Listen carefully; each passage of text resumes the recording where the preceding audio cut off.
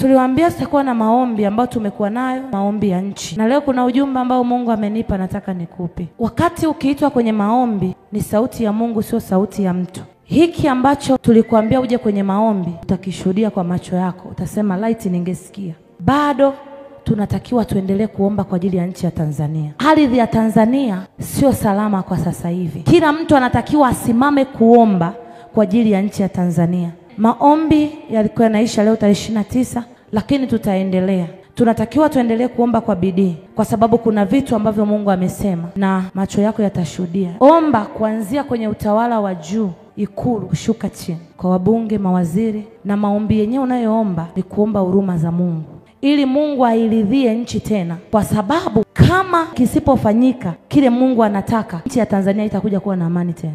Kuna kitu cha kiroho kinatakiwa kifanyike. Kisipofanyika hicho kitu cha kiroho, kila mtawala atakuwa anaishia njiani, atakuwa amalizi muda wake. Nchi ikikosa amani, wewe hautakuwa na amani, hautaweza kwenda hata kwenye biashara. Nikikwambia ufanye ibada, na maanisha kuna wakati utatamani kukutana na prophetess, kuna njia ya kupita kukutana naye. Kuna muda utatamani ukutane na prophet, ukutane na ndugu zako kanisani, haitawezekana. Majengo ya serikali yatahitaji ulinzi kuliko ambavyo yamewahi kulindwa, kwa sababu kama jambo hili lisipofanyika, inaweza ikatokea zaidi ya iliyotokea, lakini yenyewe itakuwa ni ya kimya kimya. Kwa hiyo kama kwenye majengo ya serikali, majengo ya utawala, inahitajika ulinzi ambao sio wa kawaida, kwa sababu kutakuwa kuna vifo vya kimya kimya. Simama na Mungu vizuri. Fanya ibada kwenye moyo wako. Jifunze kufanya ibada. Kuna kitu Mungu anataka kifanyike. Kama hicho kitu kisipofanyika, ninaona itakuwa hivi. Hakuna atakayekuwa anafika mwisho bila kuondolewa. Hakuna atakayefika mwisho. Kuanzia waliopita nyuma, atakayefuata, hakuna kama hicho kitu kisipofanyika. Hivi unajua kuna wakati unaweza ukafika ukao na fedha benki, lakini likatokea giza kwa wakati fulani. Mwanga utakapotokea, utakuta hizo hela benki hazipo. Naongea tu kwa namna hiyo, atakayeelewa ataelewa. Unaweza ukawa na hela benki kwenye akaunti, likatokea giza kwa ghafla. Baada ya hilo giza, hela kwenye akaunti ziliingia zikawa hazipo. Tunamhitaji Mungu. Mungu ni zaidi ya majeshi, ni zaidi ya bunduki, ni zaidi ya risasi. Anaweza kukuokoa wakati wa mabaya, sio bunduki, sio risasi, sio kujifungia ndani, ila ni Mungu peke yake. Nchi inaweza isije kupata amani kwanza kwa kipindi kirefu, kwa sababu kuna mambo yatafanyika, lakini hayo mambo yatakapofanyika ni ili jambo fulani lifanyike. Lakini kuna watawala watafanywa kuwa na mioyo migumu, pamoja wataona majanga yakitokea. Kufanywa kuwa na mioyo migumu, hiyo ndio itakaoleta madhara makubwa zaidi. Omba kwa ajili ya nchi yako ya Tanzania. Omba kwa ajili ya taifa lako la Tanzania. Omba kwa ajili ya serikali ya Tanzania. Lakini unapoomba, ongeza umakini, kwa sababu kuna hatari ya watu kuvamiwa. Kuna majengo kuvamiwa tu kisirisiri, yanavamiwa. Kuna watu wanaofanya kazi serikalini nakuta kavamiwa tu. Kwa hiyo ongeza umakini wako huku ukiwa unaomba. Tathibitisha hiki ninachokuambia. Kuna jengo kubwa la serikali, kubwa sana, la kukusanyikia, linaweza likateketea. Kuteketea simaanishi kuteketea, ila namaanisha kuteketea.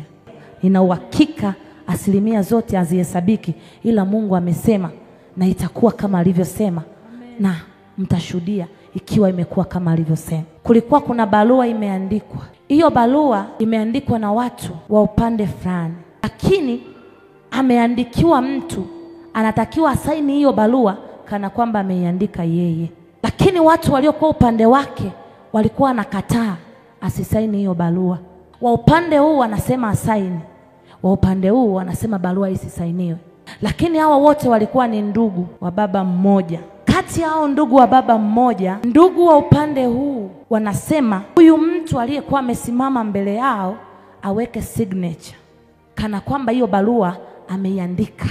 Hiyo barua isomwe kwa taifa la Tanzania. Lakini wa upande mwingine, nao ni ndugu, wakanasema usisaini hiyo barua. Ukisaini hiyo barua tutaingia kwenye shida. Aliyekuwa amesimama mbele yao akawa anashindwa afanye nini, kwa sababu ndugu zake wamegawanika, wamekuwa pande mbili. Wote wanamsonga, kila mtu, huyu anataka amue hiki na hao anataka amue hiki. ikamletea shida kubwa sana. Baada ya hiyo shida likatokea anguko kubwa sana. Naongea kwa hekima ya Mungu, siwezi kuweka wazi kama unavyofikiri, lakini wenye akili timamu wananisikia na wanielewa. Baada ya hapo kutatokea kimya na namna hii kama unachokiona hapa, lakini mkono wa Mungu hautapungua kwako. Naomba nitolee mfano huu nisiweke wazi kitu sana. Simama hapa mamangu. Inatokea huyu mama ana kundi lake linaitwa Ujirani Mwema. Huyu ni kiongozi wa kundi la Ujirani Mwema.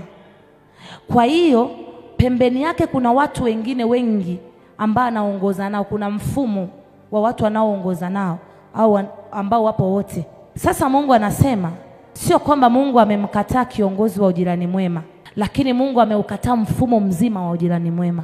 Sio kwamba huyu kaharibu, ila Mungu hataki ujirani mwema. Mungu ameikataa ujirani mwema yote. Kama watajua cha kufanya mapema, basi mambo yatakuwa vizuri sana. Utaratibu na kanuni ya damu ina harufu. Kwa hiyo damu ikianza kutoa harufu, maana yake kuna damu nyingine tena inamwagika. Damu ikitoa tena harufu, kuna damu nyingine inamwagika. Kwa hiyo tunamhitaji Mungu sana na kuendelea kunyenyekea kwa Mungu ili tuokolewe.